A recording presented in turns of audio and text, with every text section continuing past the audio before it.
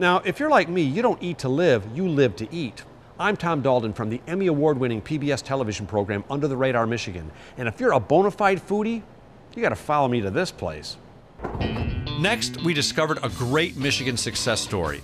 It's the story of two guys who took advantage of Michigan's tremendous resources and are now literally enjoying the fruits of their labor. Since its inception in 1981, American Spoon has been using local ingredients to produce some of the finest preserves in the world. And it all began right here in Petoskey. I met up with Justin Rashid at the factory to talk about how it all came to be. Many years ago, it's been 28 years ago now, I was a wild food forager. And a friend had introduced me to a New York chef who wanted to be the great American chef. So he wanted to use all American ingredients.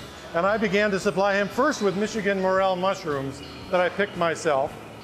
And he said, "What else do you have?" And I said, "Well, what else do I have? I mean, I'm in Michigan. I'm in Michigan. You're the fruit capital of the world." And I started to send him wild berries.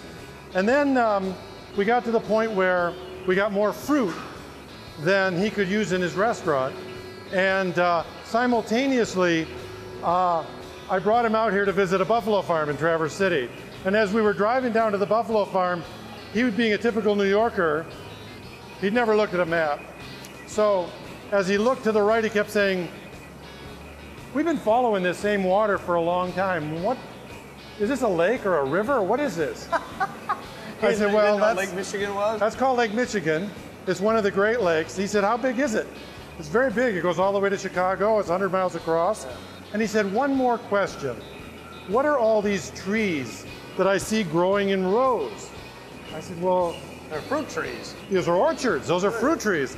This is one of the most superb microclimates for fruit culture in the entire world. Those are cherries and apples and pears and plums and apricots." And he said, "Really?" And the very next thing he said was, "Can you make jam?"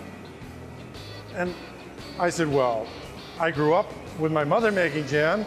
I'll tell you what, you give me a recipe, I'll find the fruit, and we'll make jam." That's how we set out to make the best preserves in America from Michigan fruit. Now, you're a Michigan company. You employ a lot of Michigan people. What do you love about doing business in Michigan? Well, it's my home state. I love Michigan. I think the people, there's always something new to discover here. And American Spoon is one of those great Michigan discoveries.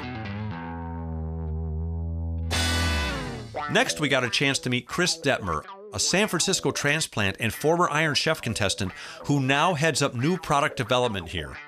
No, I was really excited to meet you, Chris, because I saw you on Iron Chef, Battle Oatmeal, and he won. We won, yes, sir. That's Very awesome. exciting day. I thought I recognized you. Anyway, so you're the R&D guy here. Correct. So, it must be fun doing research and development on food. It's just a lot of playing around all day long.